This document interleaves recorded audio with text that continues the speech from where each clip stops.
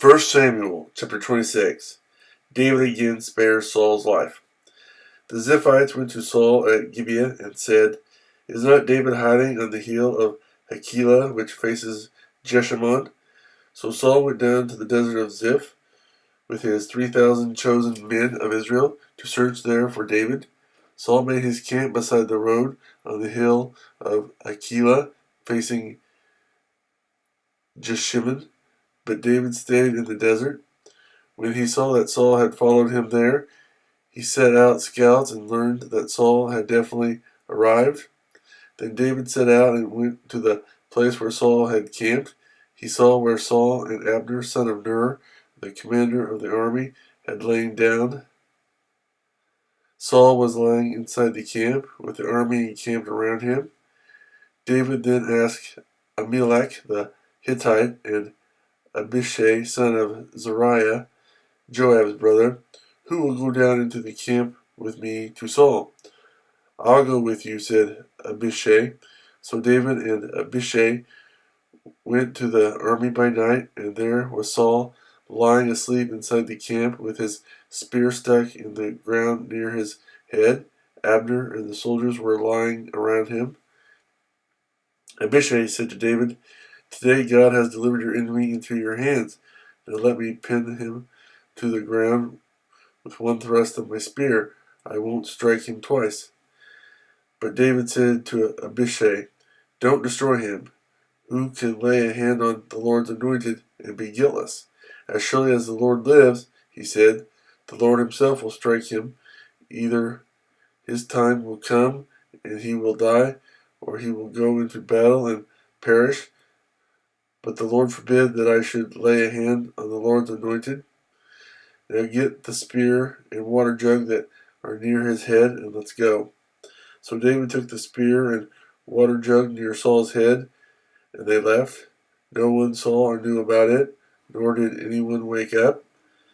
They were all sleeping, because the Lord had put them into a deep sleep. Then David crossed over to the other side and stood on top of the hill, some distance away.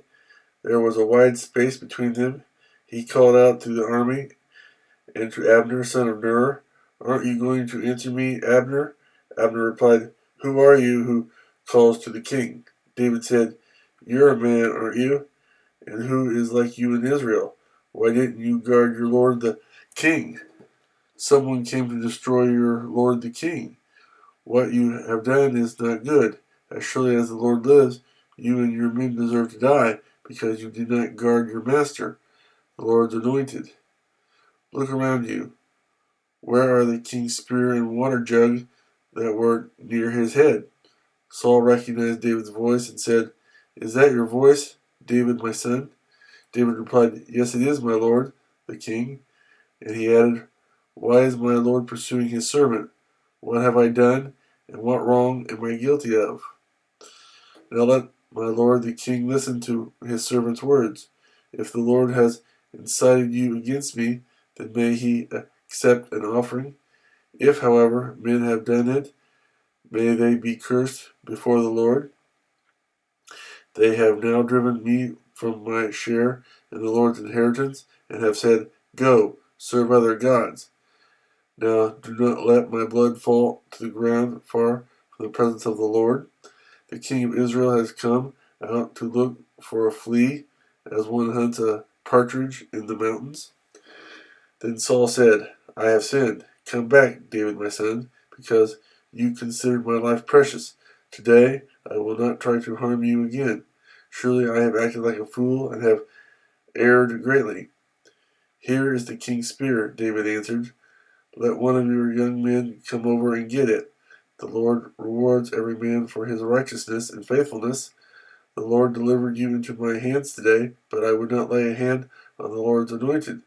As surely as I valued your life today, so may the Lord value my life and deliver me from all trouble." Then Saul said to David, "May you be blessed, my son David. You will do great things and surely triumph." So David went on his way, and Saul returned home.